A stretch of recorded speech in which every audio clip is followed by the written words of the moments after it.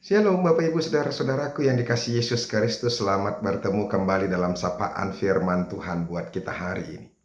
Senang sekali saya masih boleh menjumpai Bapak Ibu Saudara-saudara. Kita boleh berjumpa dalam renungan kita hari ini. Satu sukacita saudara-saudara kalau kita boleh bersama-sama merenungkan firman Tuhan yang akan semakin meneguhkan iman kita. Amin. Firman Tuhan yang menjadi renungan buat kita hari ini di hari Rabu tanggal 1 Desember 2021. Sebelum kita mengawali segala pekerjaan kita, aktivitas kita, yaitu yang terambil dari Mika pasal yang keempat ayat yang kelima. Tetapi sebelum kita mendengarkan firman Tuhan, marilah terlebih dulu kita berdoa. Kasih karunia dan damai sejahtera dari Allah Bapa dan dari anaknya Tuhan Yesus Kristus, itulah yang menyertai hati dan pikiranmu sekalian. Amin. Firman Tuhan Mika pasal yang keempat ayat yang kelima dikatakan demikian. Biarpun segala bangsa berjalan masing-masing demi nama Allahnya, tetapi kita akan berjalan demi nama Tuhan Allah kita untuk selamanya dan seterusnya. Demikianlah firman Tuhan. Bapak Ibu Saudara-saudaraku yang dikasihi Yesus Kristus, kecintaan kepada Tuhan itu tidak akan bisa ditukarkan dengan apapun. Orang yang mencintai Tuhan, maka dia akan setia mengikuti terus Tuhan apapun yang boleh terjadi dalam kehidupannya. Orang yang mencintai Tuhan berarti orang yang merasakan bahwa Tuhan itu adalah Tuhan yang sesungguhnya. Allah yang memberikan kehidupan, Allah yang memberikan kekuatan, Allah yang menjadi sumber penolong baginya. Jadi apapun yang ditawarkan oleh orang lain, maka orang yang mencintai Allah itu tidak akan pernah bergeming, tidak akan pernah berpaling dari cintanya kepada Allah yang dia percayai dan dia sembah. Dan ini harus kita imani saudara-saudara. Kalau kita percaya kepada Yesus Kristus yang menebus kita, menjadi sumber keselamatan kita, yang pasti untuk apa lagi kita saudara-saudara menerima tawaran-tawaran yang lain. Dan orang-orang yang sudah ditebus Kristus itu pasti akan berpegang teguh sampai mati. Itu. Dan dia tidak akan pernah digoyahkan oleh apapun. Sekalipun tawaran itu menarik.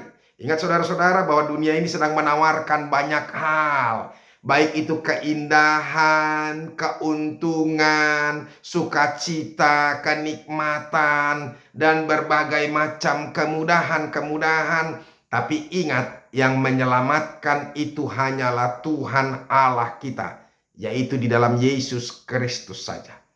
Tidak ada Allah yang lain yang bisa menyelamatkan kita. Allah yang kita sembah adalah Allah yang hidup, Allah yang terus setia kepada umatnya. Sekalipun sama seperti ketika ini, bangsa Israel juga mengalami pergumulan karena mereka harus mengalami ketertindasan. Mereka terbuang. Tetapi saudara-saudara, orang yang mencintai Tuhan sama seperti Mika pada saat ini, yaitu Nabi Allah, abdi Allah itu. Dia benar-benar mengenal Tuhan sehingga dia tidak akan pernah terkecohkan oleh apapun. Sehingga dia dipakai oleh Tuhan untuk mengingatkan setiap bangsa Israel dan setiap orang untuk terus setia kepada Tuhan. Bapak Ibu Saudara-saudaraku yang dikasihi Yesus Kristus, makanya firman Tuhan ini muncul kepada mereka. Dan ini juga untuk kita. Biarpun segala bangsa berjalan masing-masing demi Allahnya, nama Allahnya. Biarpun, artinya sekalipun mereka boleh mendapatkan hal-hal yang mudah, hal-hal yang enak, hal-hal yang nyaman, tapi itu bukan mengarah kepada keselamatan. Allah mereka itu adalah Allah buatan manusia. Tetapi Allah kita adalah Allah yang hidup, Allah yang kekal, Dia adalah Tuhan satu-satunya, dan Dia adalah Maha Kuasa. Saudara-saudara, orang yang mencintai Tuhan tidak akan pernah berpaling dan dengan mudah boleh meninggalkan Allahnya hanya untuk hal-hal yang lain. Hal itu juga sudah dialami oleh apa? Daniel, Sadrak, Mesak, Abednego. Kesaksian mereka yang luar biasa, kecintaan mereka kepada Tuhan. Mereka dipaksa untuk apa? Untuk menyembah Allahnya Nebukadnezar, dewanya Nebukadnezar. Tapi sedikit pun mereka tidak mau. Mereka akan mengalami penghakiman, penghukuman, bahkan mereka akan mengalami penderitaan, tetapi mereka tidak takut. Itu luar biasanya mereka. Mari kita lihat kesaksiannya. Dikatakan Daniel 3 ayat 17. Jika Allah kami yang kami puja sanggup melepaskan kami, maka Ia akan melepaskan kami dari perapian yang menyala-nyala itu, dan dari dalam tangan-Mu ya Raja. Mereka yakin bahwa Allahnya adalah Allah yang berkuasa, yang bisa melepaskan mereka dari apa? Dari mara bahaya, yang bisa menolong mereka untuk bahaya yang akan terjadi. Itu keyakinan.